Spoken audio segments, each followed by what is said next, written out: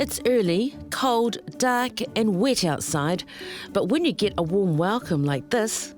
Good morning. Hey, welcome to the early starts. Welcome. How are you? Oh, good. I don't know how you do it. Did you get much sleep? None. It makes all the difference. Early morning starts will be a thing of the past for this father of three. The soon-to-be TVNZ Europe correspondent will be heading off to London next month, but he still has a few weeks to go with his early morning crew. What's it like working on the team of Breakfast? You know, you've got John Campbell and Hayley Holt. It's funny you say John Campbell because 11 years ago when I graduated from journalism school, John Campbell gave a speech, and so he handed me my degree as I walked across the stage. That was 11 years ago. And I always thought at that time, one day I will work with this man, this legend, this broadcaster that everyone talks about. His co-hosts have only recently found out Daniel is leaving Breakfast. What are you going to miss about him? Oh, just his company. I like him enormously as a colleague and as a person to spend time with. I think he's brilliant at his job. And what a beautiful representative of Pacific New Zealanders. I just thought I'd come and stand beside you. You know, I just wondered. It's kind of like that awkward moment where you're standing reading news. I just wanted to appreciate you. The real thing about Daniel is he's actually an authentic, true, meaning person. Like, he has looked after me. It's been quite hard over the last couple of years, and knowing that Daniel was here in the studio through that time just made me feel safe. He always had your back. Honestly, always had my back. I love him and I'm going to miss him terribly.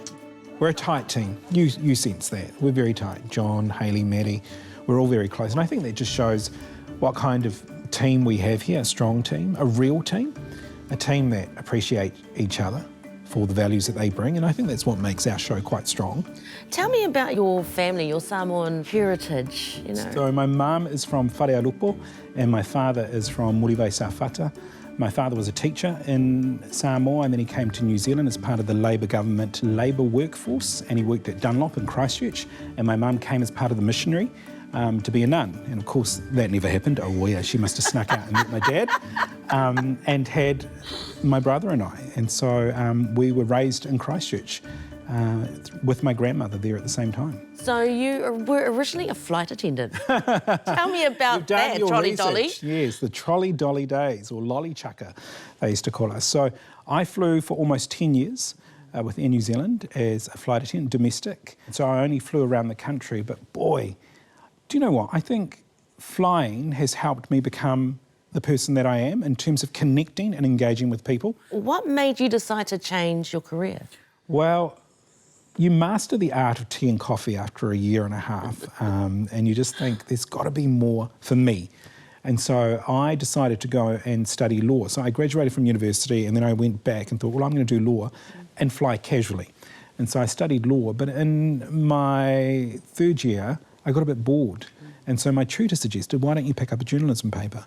And I thought, okay. She said it's like researching, lots of it involved, so you can do that. So I did, and I found my calling. So when I was asked to be a newsreader for Breakfast, I was shocked. I was like, wow, this is incredible.